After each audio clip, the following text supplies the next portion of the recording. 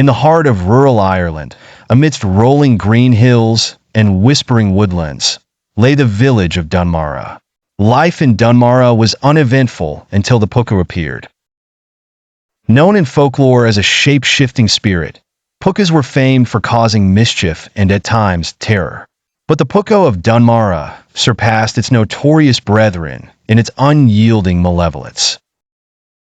At first, the trouble began with harmless pranks. Cows found miles from their fields, and tools rearranged to spell cryptic messages. But soon, the Pooka's antics grew far more sinister. It appeared as a dark stallion with eyes like embers, stampeding through the village at midnight, knocking on doors with its spectral hooves. And other times, it took human form, whispering venomous lies in the ears of the villagers, setting neighbor against neighbor. Father O'Connor, the village priest, was the first to sense a supernatural presence. With ancient chants and fervent prayers, he attempted to banish the spirit, but it only seemed to anger the Pooka further.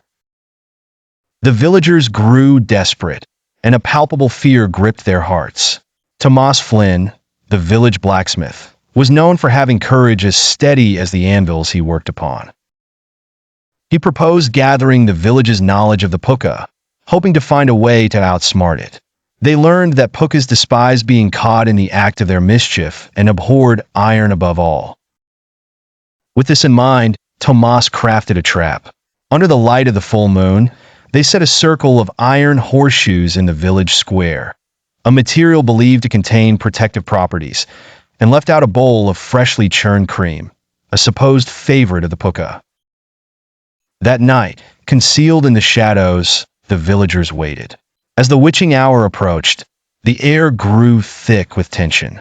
A shape-shifting Pooka finally appeared, first as a raven, then a hare, and finally, unwisely, it settled in the form of the midnight stallion. Drawn by the cream, it found itself ensnared within the iron circle. Realizing its mistake, the Pooka reared and shrieked with unearthly rage, but the iron held firm. Tomas stepped forward, holding a glinting iron blade. "You will leave Dunmara and never return," Tomas commanded, voice unwavering. The Pooka, seeing the resolve in Tomas's eyes, knew it had been outwitted. With a last furious neigh, it vanished into the ethereal realms from whence it came. Peace returned to Dunmara, and the villagers spoke of that night for generations. The Pooka had been bested not by brute force, but by unity and wit, leaving behind a tale that warned the mischievous and reassured the brave.